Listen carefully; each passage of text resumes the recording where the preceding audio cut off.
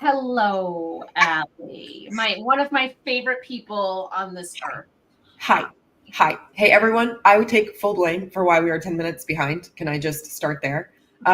In my brain, Jen and I were joining into the studio at 10 and we were going live a little bit after that, not going live at 10. And then I got here and my webcam was on the floor. So I had to go surfing around through all the cords to get the webcam in order. And then we were having some connectivity issues and some speaker issues and all the tech issues. And my microphone wasn't working. And so, but here we are anyway, better late than never. And super pumped for part 2 of the conversation that we started last month, which really had to do with successful creative collaborations between authors and publishing professionals.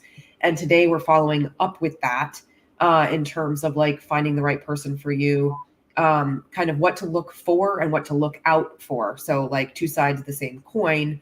This is great for authors, but also great for publishing professionals to check themselves. So whether you're coming to this conversation as an author or as a provider, there's something for you here. And we are just jumping in because number one, we're late, but two, Jen's got a time stop. She's got shit to do. She's got places to be. She's got people to go and be with.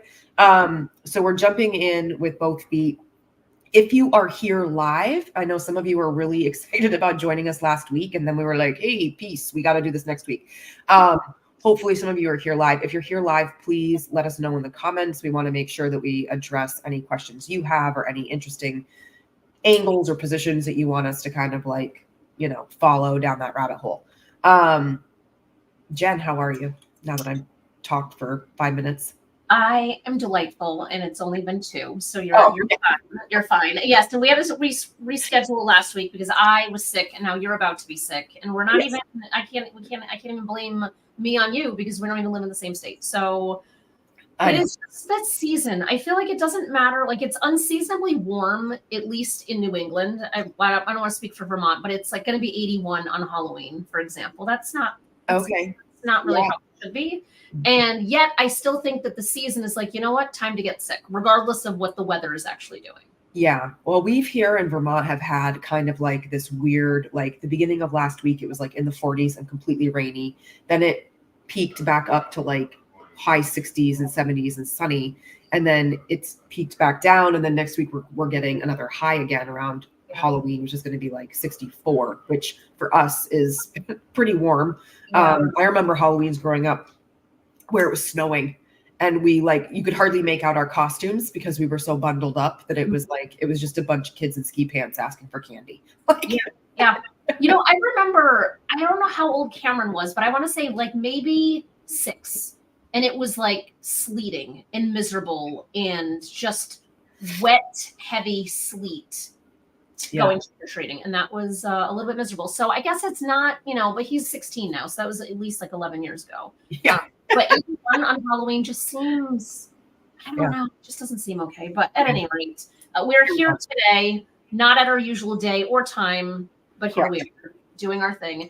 And as you said, if anyone is live, we would love to have questions because there was a lot of interest in last month's, which brought to last week. And then kind of at the last minute, we're like, sorry, we got to reschedule. So what I also think here is that this is a good conversation that we can continue to move forward because it is something that I think you and I are both very passionate about in terms of helping people find the right path for them, whether it's the writing side or the publishing side or even marketing.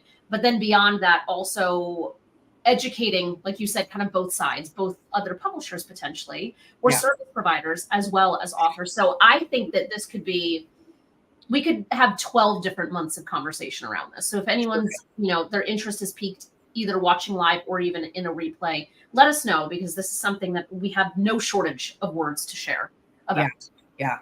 And for shameless plug, I know that both my book and your book are recent ones, cover topics, subtopics of this particular theme. So because I've moved back home and I'm no longer in my office, all of my stuff's packed up, so I can't wave my pretty little book around. But do not write a book until you read this one.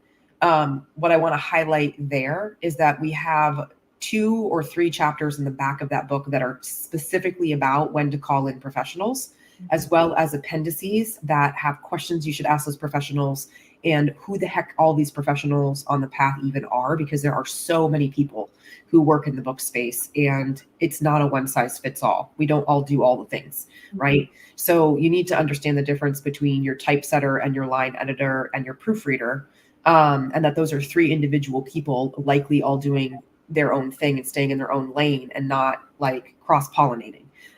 So we have a lot of appendices, we meaning me and my co-author, in that book that are really good and useful for you all to go and check out. And Jen, what about publisher purpose? Is there parts of that you want to highlight? Yeah, same thing. Part 3 is all about the publishing process, and it walks through what you should be asking a publisher, what type of cost range should you be considering, how do you know which type of publishing path is the right one for you, and like you were saying, kind of staying in lanes, like what are these service providers and what are they offering? So very similar. And actually, I had a friend over here the other day, and it was the first time she was in my house, and I was showing her like my beloved bookcase, which is, you can only see part of it, that has all of our PYP books on it.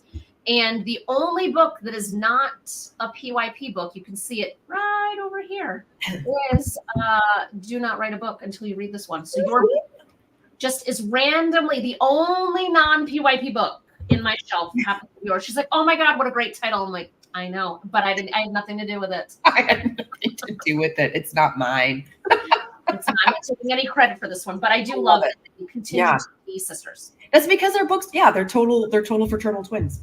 And so they belong on the shelf together, whether they're published in the same. That's a big exception. That's a big exception, because there's 200 books on the shelf. That's a big exception. Yes, in the top 1%. Okay. So we've done our shameless plug. Now that's over. I did put the titles of our books in the comments, and just go buy them wherever you like to buy books. Although I will make a plug for bookshop.org because it celebrates and supports indie bookstores. And we really want those indie stores to stay operational. Okay. So where I want to dive into this conversation is around numbers. And there's two sides to this coin. There's numbers in terms of costs from the perspective of the author.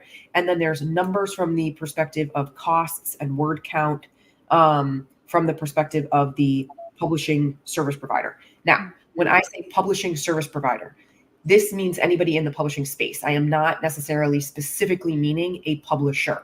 This could be a line editor, a copy editor, a proofreader, a cover designer, a typesetter, like literally all people, book coaches, and also publishers. Here's what I feel is a major faux pas when you are trying to connect with a potential author client and trying to earn their trust.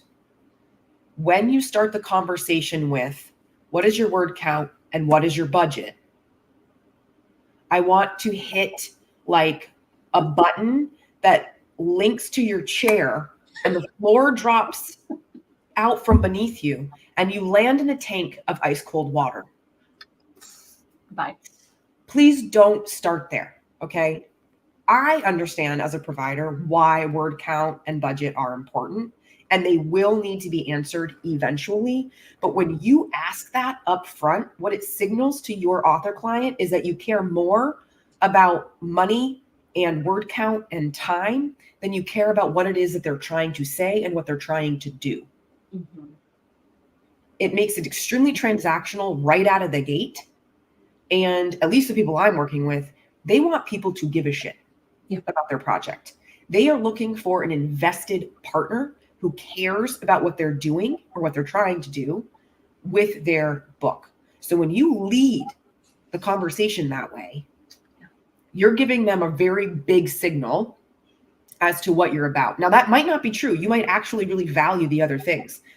But if you really value the other things, that's not what you're providing as a perception when you're starting the conversation with those questions. Now, if you don't want to talk to people who are outside of a particular word count or outside of a budget that can afford to pay you, then figure out how to qualify your leads before they get on a call with you. But don't qualify them in the first 30 seconds and then cut the conversation loose. Like, you're not doing yourself any favors. And as an author, if that's the way somebody is leading the conversation, I would encourage you to ask them, like if you could like back up and start first with like explaining your project and what you want to do with it. Maybe they didn't mean to come across the way that they did, and you're giving them a second, chance, if you will, to get them to answer differently. Or maybe like they led that way because it's exactly what they're about. And if you ask a follow-up question, it's going to let itself be known anyway that they're more about word count and budget than they are heart and mission and vision. So that's like my bottom line for service providers and authors when it comes to numbers. Please don't start the conversation there. I beg of you. Jen, do you want to talk about the numbers position from like the author coming in with money and budget in mind? Yeah, I guess because I think I would echo some of what you just said, because it's like it's just the opposite angle where I have gained a lot of trust in just the way that I operate. Like this isn't like a shtick. Like this is just who I am. But like I've had conversations with authors who were like, yeah, the last 2 companies I talked to, the first question they had was, how many words is it? And it's like, come on. And I honestly, sometimes I think I do myself a disservice because I'll go into the conversation and it's like 35 minutes in and we are talking about vision and the big picture and all the things that we can do. And now I have like 10 minutes to try to explain what actually goes into the process. So, but it helps people feel seen. And I think when authors coming to the table, there are, if you look at a website long enough and you look at from an author perspective, you're looking at the website, you're looking at what other books might be out there. A lot of websites will show exactly how much things cost on their website. Some of them don't. And like we have an application form that's on our website, and it definitely helps qualify the right people for us, but it also helps me identify who might be the next right person if it's not me. So it does have a budget question that's like, are you within this range or this range or this range? And if they answer certain ways, I can say, all right, it's going to be someone who doesn't have the budget that they can work with us, but I know 2 other companies that are amazing and can absolutely work with you. And so I will respond back in that exact light saying like, hey, for a couple of reasons, this, and this. Or we also ask like, what is your book about? Right. So like, tell me what your book is about, because if it's a book that a type of book we don't publish, same thing. I don't want to waste your time. You don't want to waste mine, but I want to help you get to the next place. So I think it is kind of red flaggish, in my opinion, as you were saying, where if the budget is the top conversation, like the opening line, probably not ideal. But at the same time, we have to understand as authors that things cost money. And I think this is something that you and I have a shared opinion on, because we have. When do we not have a shared opinion? We've kibitzed about it, if you will, behind the scenes, where it's like, think about all of these. There's a Facebook group that I'm in. It'll remain nameless, but it's got like 80,000 authors in it. And every day of the week, I kid you not, there is some conversation that someone says, hey, I just got a quote for X service. And someone inevitably is like, you shouldn't be paying that amount of money either. Or someone saying like, go do it yourself. Or if a publisher asks you to have to pay, it's a scam and run. And it's just these blanket statements. And then they turn into these like fights between people, because there's people who know like, hey, we do have to be mindful that things cost money. And I think the one thing I would say is like, especially around ghostwriting and editing, you have to be paid for your time. And it is a specialized skill set that took training and years to develop. That can't, or at least we hope that it did. In theory, yes. Also true. You might want to do, that's a whole other kind of like an extra. We're going to go there next. Yeah, like vet your people. Quality. Yeah, right? Finding the right people. But looking at those numbers to say, if someone's saying to you, it's going to cost you $500 to do everything, you are 100% going to get screwed over, and you're screwing other people over because someone is not being paid what they're worth. And I think that that's what feels just really unethical to me in many ways, is that who are they working with that they're underpaying for whatever service it is, or how are they shortcutting that service? Because you think you're getting one thing and it's a bait and switch and you're getting something completely different. Yeah. And I have to say, when somebody comes in as a client to a conversation with me, and this used to happen a lot in the past, and I don't know when it started to shift. Maybe it was like my own energy or whatever, but like I used to have a lot of people show up and their first question was, well, how much do you cost? Mm-hmm. And again, they weren't asking me like, how did I come to this work, or what do I offer? to the table, or why would I be the perfect partner for them? They were just like, how much do you cost? And they were just going to automatically rule me out by cost alone, rather than looking at value that I could bring to the table, skill set, professionalism, partnership, whatever it was. And so what I've learned is that just as I wouldn't expect a provider to be right for me if they led with the question, what's your word count, what's your budget? I have found the clients for me who begin with how much do you cost are also not the author client that I want to work with, right? Mm-hmm. So I think that it goes two ways, as you said, Jen. I think everybody's going to want to know about budget at some point. Like, money is going to be important in the business transaction that is eventually going to ensue. But like the financial piece in the business transaction needs to happen later, after the human connection, right, has been set and has been made. Because I find that when you're truly connected and you know that this is your person, you want to make the money work, right? On both sides. The provider might be willing to do installments or do a discount or figure out a way to work with you, right? And the author might be more motivated to go and find the financial means in order to pay for the expert that is right for them because they've truly found a partner, right? So the other piece of this, though, so like think what things cost, right? So number one, it's a myth that publishing companies who charge you for their services are not reputable, okay? Because let's think about this. If you were to go self-publishing, you would still need a line editor, a copy editor, maybe a proofreader, a cover designer, a typesetter, somebody to create your files, et cetera, et cetera. Because we would never recommend, Jen and I, and a lot of other people that we know, would never recommend you do all those things yourself, right? So what is the difference between going and paying all of those people individually to do the line editing, the copy editing, the proofreading, the typesetting, the cover design, or going to a publishing company who already has an entire team in place to do all of those things and paying them the one lump sum that you otherwise would have spent individually for all of those separate people? Here's the hint. It's the same. Okay. So if you don't find it unreputable to self-publish and pay all the individual people, why would it be unreputable to pay a publishing company all the money to take care of all the things in a professional way? Like, yeah, mic drop, case in point. Like, I'm done. That's my soapbox on this whole like bullshit around like it's not reputable and you shouldn't pay people, blah, blah, blah. Just get over yourselves, check your ego aside, and like come down and let's get real. You pay people for professional services. You pay people to come and take care of your toilet when there's a leak. You pay people to come and take care of your concrete when there's a crack in the foundation, right? Like, so you pay professionals for professional services, and it's not any different when it comes to a book. Now, whether you think it's too expensive or not, that might have something to do with the way that you value or perceive what you're getting out of the exchange and what your book can do for you and all of that stuff. And if you want to understand ROI, you need to go and watch a previous Unscripted where we talked about ROI. Yeah. So I want us to talk about the quality of professional services and kind of like, okay, well, how do you vet people? But before we do that, first a commercial break to welcome Angelique and Anita to our conversation. I see you in the comments. I would say hi in comments, but they don't go to LinkedIn.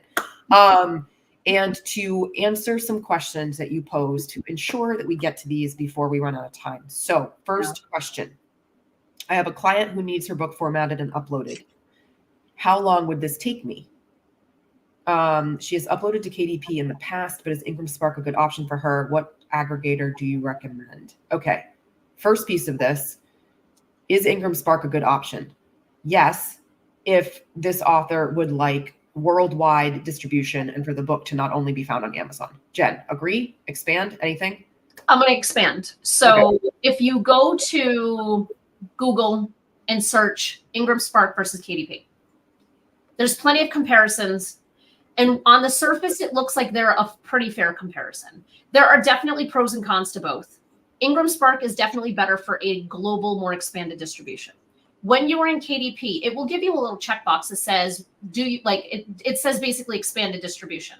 And when you check that box, you're like, oh, good. My book is going to be distributed in a more expanded way. The challenge is that that's not fully true because Amazon controls the pricing on the back end that you have no control, or they're the ones that control it. And when a book is distributed through Amazon, bookstores do not want to carry it because the bookstore cannot make any money. So if your goal is to have this book be available in actual brick and mortar bookstores, in online retailer bookstores, as well as Amazon, I think it's a good path. There are plenty of books that go directly through KDP because they're a fiction book, for example. Like fiction readers, they're voracious. They're very heavy ebook readers. And so going direct through KDP, not a big deal. But if you really are trying to get the widest reach, going through Ingram is probably going to be your better bet. Awesome. Now, first part of this question, the book needs to be formatted and uploaded. And how long would this take me? So my first question is, what do you mean when you say formatted? Like, do you mean that you're actually doing the interior design and layout, or do you mean you're creating it into the appropriate file type and specifications that Amazon or Ingram need in order to produce the book? Because people use formatting and it doesn't all mean the same thing when they're using it. So we need a little more information there. And then you say, what aggregator do you recommend? And I'm not sure what that means. Okay, to put into an EPUB file.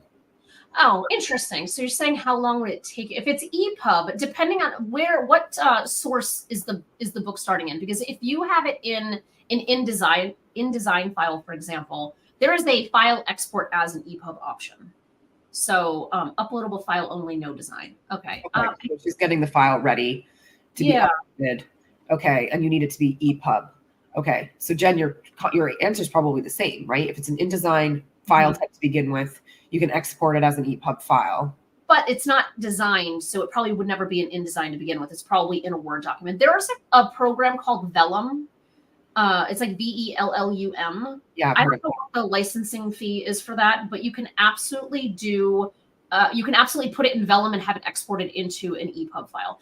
And I would go to Google and say, like, is there a way to export a Word doc into an EPUB file? The other thing you're going to need is an EPUB editor. And I don't know off the top of my head, but Ally, once you start talking, I'll try to see. Sigli, Sigli, I think is the name of it. It's an EPUB editor, because just because you're exporting from one format to another format, it does not mean that the EPUB file is actually going to look good. It could still be a mess, and it requires your Word document to be using header, like the actual heading tags, paragraph tags, subheading tags, things like that, in order for it to transfer properly. So it might be a little bit of a learning curve if this is your first rodeo, but at the same time, if you're doing EPUB only, it should not be that complicated. The other thing too, though, that I know is that with Amazon, if your EPUB file has things that are not, what do I want to say? I get formatted, because even though I hate using that word, but like not formatted the right way, like footnotes are not done the right way, the links are not correct in a certain way, like then it will ding that file and make it harder for that file to be readily available for people to purchase until those issues are resolved. Yeah, it'll reject it. Yeah, so that's something to be kind of familiar with. Jen Koken, you are 100% right that formatting is not the same thing to all publishers.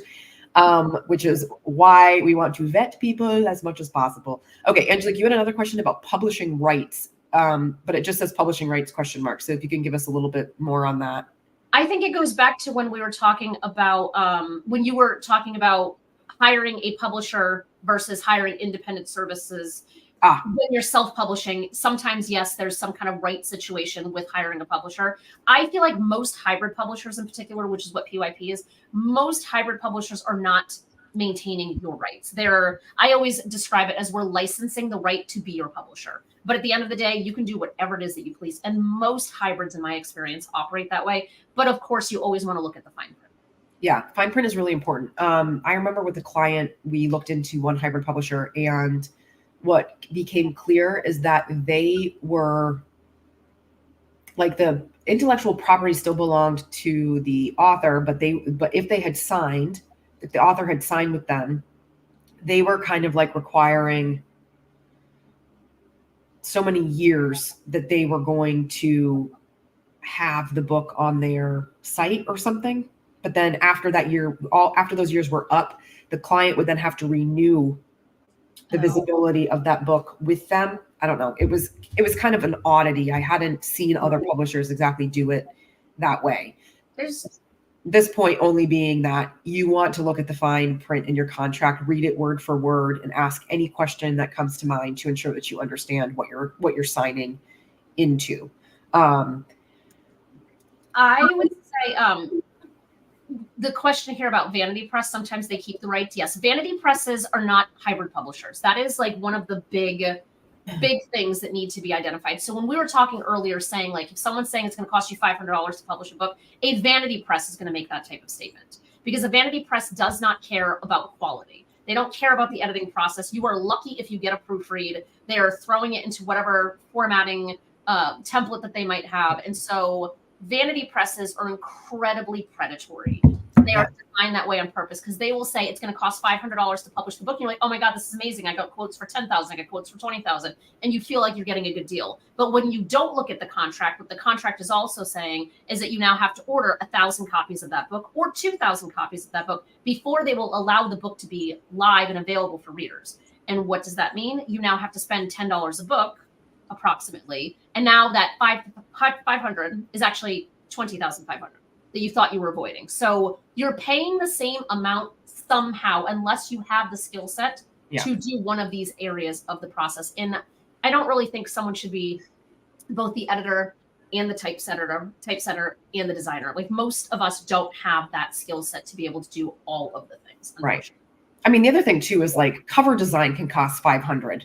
So like you wouldn't be spending $500 flat on an entire publishing process and not have that be a big question.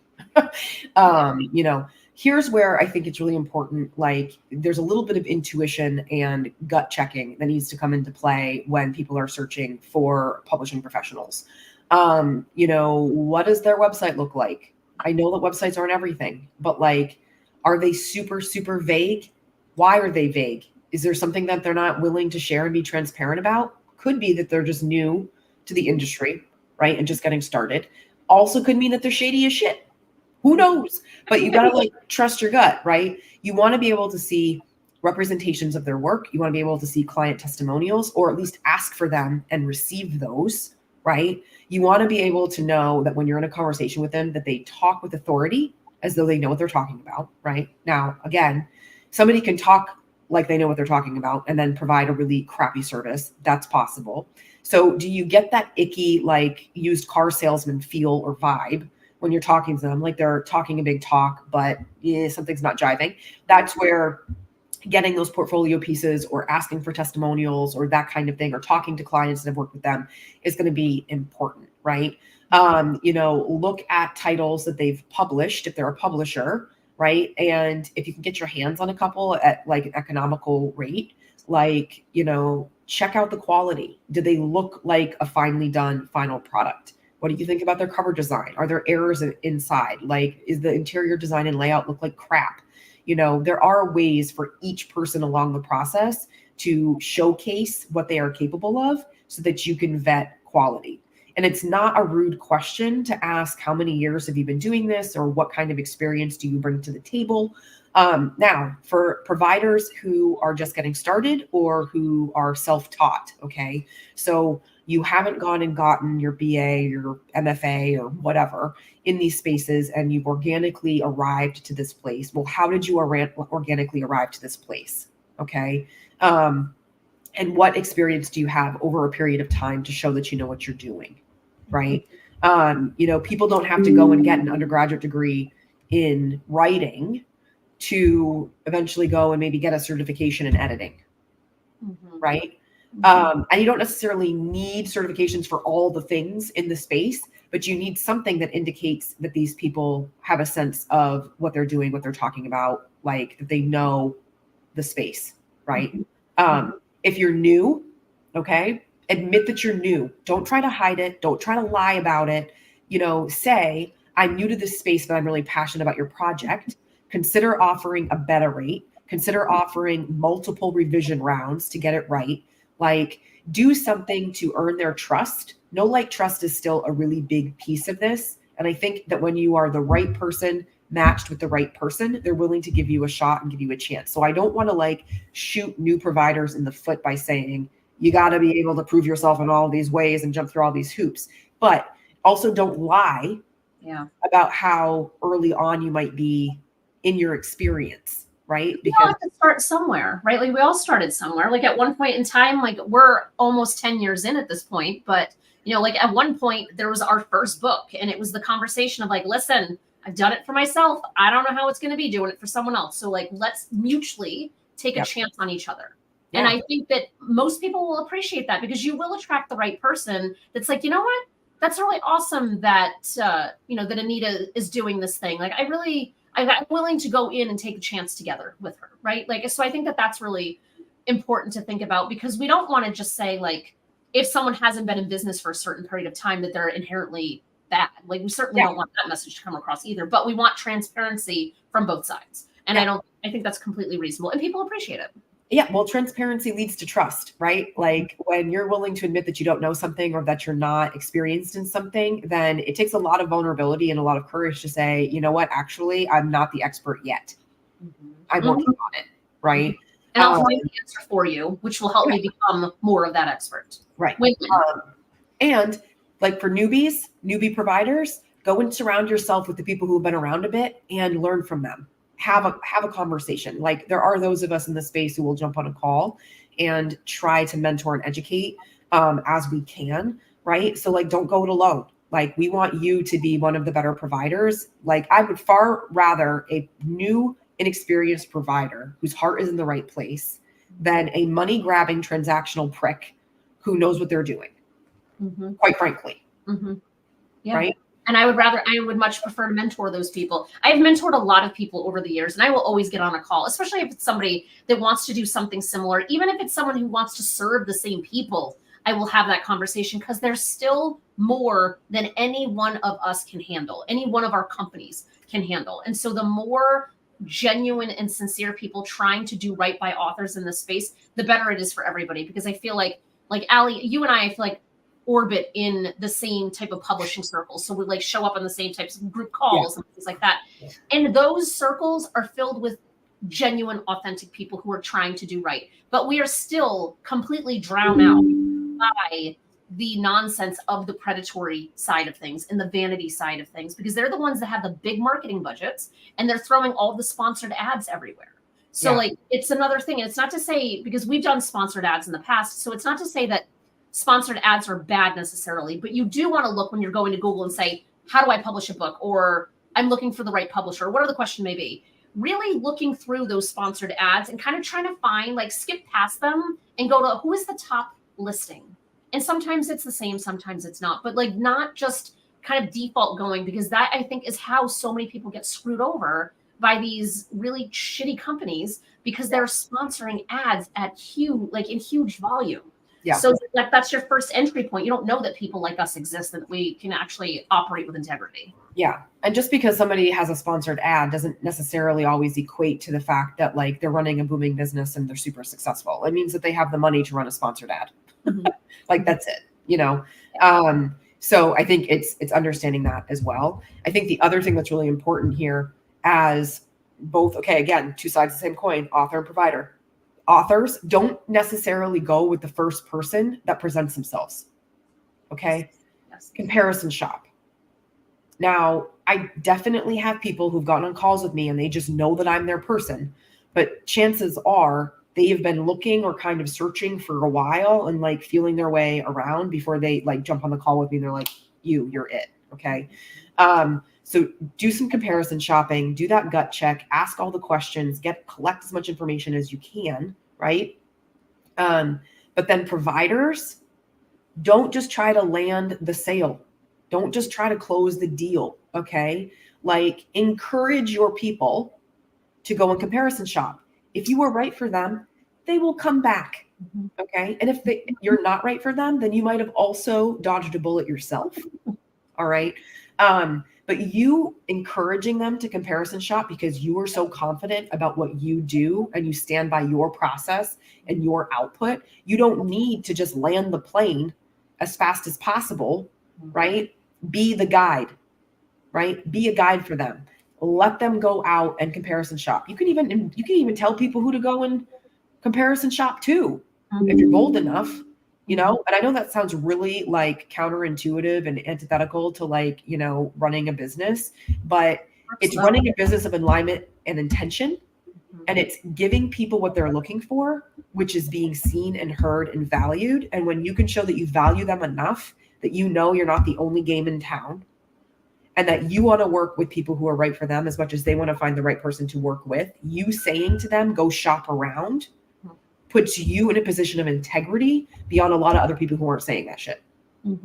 I do it all the time, especially if I'm the first conversation, because I want them to know, and I want them to have a frame of reference or comparison point to see what makes us different. Right. And having those conversations, and like, you know, you and I collaborate with authors too. And so, you know, and I know that for you, you're saying like, hey, here's a couple of hybrids you might want to consider. And then you're kind enough to be on the call with your client with me and with the others to see who's got the right alignment. And I think if someone comes into a conversation like that and they're very territorial, or they're like, well, I'm the right fit for this, and that, it's like the author, like you as the author, have to feel that it's going to be a good fit, because there is so much that goes into this process. And it is a long process of 6 or 8 months or so. The ghostwriting, Lord knows, that adds another however much, depending, lots of variables on all of this. Yeah. But we want there to be an intimacy. Like as an author, you want to feel heard. You want to feel seen. You want to know that your voice matters in the decision-making process. And there's a lot of publishers that do not have any room for any of that. And you don't know that unless you're actually having conversations with people. And if you're like, oh, let me go check out these 2 companies, and the first question out of their mouth is, how long is the manuscript? Then we know, all right, maybe that's someone who's not going to have the right alignment. Yep. So where I would like to see people come to the conversation is through the lens of mission, vision, and values. Like if I was to just like get it really succinct, right? I want an author to know what is their mission, vision, and values of their project, of who they're looking to work with, of what they want to do with the book, right? And this goes back to some of those foundational things, Jen, that I think we talked about, trying to think which episode it was. I'm looking through our notes. Yeah. Probably way back in like January or February. Yeah, we definitely. I think February we talked about alignment and intentional action is the secret to your success. And we talked about things that you should know kind of like at the outset to like get going, right? I would want to see authors bring all of that original foundational strategic thinking to the conversation with their provider to say, okay, here's the mission of my book. Here's what I envision for my book. And here are the values that I uphold that I want to be in this partnership with you, whoever you may be, right? Editor, designer, whatever. Equally, though, I would want the provider to ask those questions. Like, what is the mission and what is the vision and what values do you want to uphold within this partnership, right? Yeah. Like foundations, like that's what we need to set every step of the journey from blank page all the way through the publication, no matter who's touching the manuscript, no matter what publishing avenue you go, right? Like mission, vision, values, mission, vision, values, mission, vision, values. Like it might seem repetitive, but like each time you bring in a new team member, you want to make sure that they're aligned, right? To this body of work that might look like a tiny little thing, you know, on the other side, but like it's really so much bigger than just those 300 pages that end up printed and bound. And I think that's why having a team that is under one roof is better than having to go individually and find different people, because every time you're starting over again and explaining the mission, vision, and values, and there's not a guarantee that you're going to find that alignment with every single service provider that you're working with, versus if you find the right publisher or publishing services provider in totality, you're able to find that alignment at the top, and that will trickle down to the others. So I know for us, like any vendor that we work with, their values have to be aligned. Like there's that's like a non-negotiable. And so we're doing that heavy lift for the benefit of everybody else. Right. So yeah, it's actually chapter 1 of my book is purpose, vision, mission, all of the things, because it has to start there. Yeah. So, okay. The name of this episode, right, is Finding the Right Publishing Pro. So I think there's 2 pieces to this, right? When do you go looking for them and how do you go about finding them, right? So let's just start with the first piece. When do you tap somebody else in? Obviously, this is going to be dependent on the stage and the path that you're taking, right? So when could be when you get stuck developing the manuscript yourself and you don't know what to do or where to go, right? You might tap a professional at that point as a coach or as an editor to help you get the manuscript into shape, right? If the manuscript you feel is well developed, right, then you might be tapping in somebody to help with the finer levels of editing if you're going a self-publishing direction and you're getting all of those people yourself, right? If the manuscript is well developed and you're ready to go and you choose hybrid or independent publisher, they might have all the people that you need from there. And so you might be tapping them. So this is where understanding which avenue you're taking can be helpful to making those decisions about who and when you're trying to get in front of, right? But my thing would be, in general, when to tap in a professional is when you have no idea what to do in a particular stage, right? And going down the Google rabbit hole will cost you time and energy and also probably lead to just further confusion. 2, you're at risk of the project never seeing the light of day if you don't tap in a professional, okay? 3, you could do that thing, but you know it would be better for somebody else to do it because it's their zone and not yours.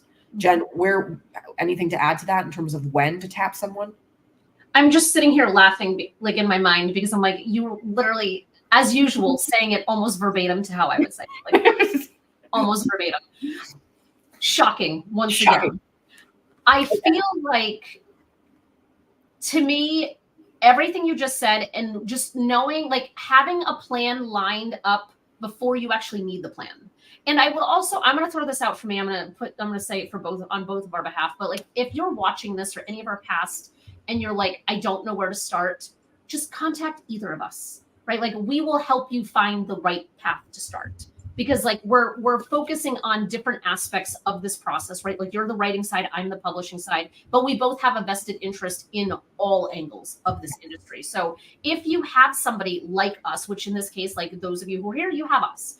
But like if you have someone else in your world that could be that starting point, go ask them, because Google is a treacherous rabbit hole that comes up with all inconclusive information. You will find everything that conflicts with itself and not know how to make a decision. So I think the finding aspect, I would try to start looking before you actually need to know. Because if you are finishing your, and if you're working with a ghostwriter, in my experience, I feel like most ghostwriters are also kind of like helping at least push people in the right direction. But if you're like, oh, I'm almost done with this manuscript, I have a chapter to go, I'd start looking now, because here's what I've noticed. When we are working on a manuscript for so long, and I've written 7 books, I get it personally too. It is treacherous, it's painful, it's long, it's arduous, there's joy, there's excitement, it's all the emotions. And then you get to that place where it's like the end. And you're like, I'm done. This is amazing. We make the most irrational decisions at that point because it has taken us so long to get to the place of being done and closing that document. Whereas if we started before the document is finished, we're able to sit back and say, all right, I'm going to need to figure out what my path is sooner rather than later. Let me start exploring it now, rather than making these rushed decisions because now we're excited because it's like, oh my God, it's out of my head. Now it's on paper. I got to get this out there. And then all of a sudden you want it published in 30 days, which is just completely unreasonable. Right? Like it's not, if someone's going to promise you your book can be published in 30 days or 60 days, something is not going to be right. Like there's just no, like even 90 days, I think is a stretch. And there's a lot of programs out there that are like, write a book in 30 days, write a book in 90 days, or publish a book in 90 days. Yeah. There's going to be something shortcutted, unfortunately. And maybe that's okay for what your goal is. Like for some people, it actually might be okay. But if the goal is to have this enhance your brand, how your purpose, how you're showing up in the world, you want to make sure that it's really showing your absolute best foot forward. And LaShawn, I don't know if I said your name right, but I appreciate you here in the comments as well, saying that self-publishing my series was difficult due to my lack of a team. Yeah, it's tricky. And I'm assuming you're saying yes, nothing but the facts around the hey, it's done and now I'm rushing. So I'm loving that we've had some good participation here. Ally and I have been putting links in this conversation as we've been going, but as we said before, LinkedIn for whatever reason just doesn't hold them. So we will come back to this and put in these links that we've mentioned, so that way anyone who has watched this or you're watching on a replay, the links will actually be in the chat. Yeah. So I want to wrap up with just a couple other things about finding. and then I'll explain something that I'm putting into the comments now. Yes. It's going to head over to YouTube. So finding. So Jen already mentioned tapping your inner circle, who you know, like, and trust, who might have already gone before you, or people that you know in the space that might be within your inner circle. Obviously, talking to people who have been there, done that, or do this, right, is really important. LinkedIn, out of all of the social media networks, I feel like LinkedIn is going to give you your best bang. It doesn't mean that there aren't shady people on LinkedIn, but like usually they're slanted more towards actual professionals. And then you can scour their profiles, right, for their links, their testimonials, evidence that they know what they're talking about through their content, like those types of things, right? So LinkedIn connections. You can look at professional organizations such as like the Editorial Freelancers Association to see if those types of places have directories of people who are members of those organizations and therefore might have the credentials or qualifications that you're looking for in that particular arena. There are ghostwriting organizations who have directories, right? So it's really about who are you looking for, and is there a place maybe where there's a directory of people that you can go and sift through profiles and then reach out to have consultations. My thing is I would not agree to work with anybody through email alone without having a conversation. There is a lot that can be said for being able to hear their voice or see them and hear them through Zoom or Google Chat or whatever, or not Google Chat, Google Voice. So, you know, you can actually kind of like intuit what's going on with that conversation, okay, and what that person is about. So we've got some links that we've thrown down here. Shams, scams, and shady shit. This was a panel of professional publishing experts. Jen was a part of this panel in September of 2023. It's available on YouTube. It's wonderful. It's like covering the things that publishing professionals that align with Jen and I would recommend and say about what to look out for and what to look for. Okay. And there's actually a free ebook that goes along with that panel. If anybody wants that, just drop it into the comments wherever you're catching this replay. Happy to send it to you. Jen also put in the comments the Alliance, independentauthors.org and nonfictionauthorsassociation.com. These are two reputable organizations who have professionals attached that you can go and get support and help, who are going to have your best interests, hopefully, in mind. Again, we're not making blanket statements that all people in all places that we're recommending are 100% solid gold. You still need to do your homework and vet, and make sure that you're doing that gut check. All right, Jen has to jump, y'all. And so we're wrapping it up here. We'll be back again next month with another Unscripted in November. So be following us and stay tuned for that date and that topic. And we're looking forward to being back with you again next month. Beautiful. Thank you, Ally. Thanks everyone for joining us live. This was nice to have like a nice flowing conversation this time. Much appreciated. Ciao, everyone.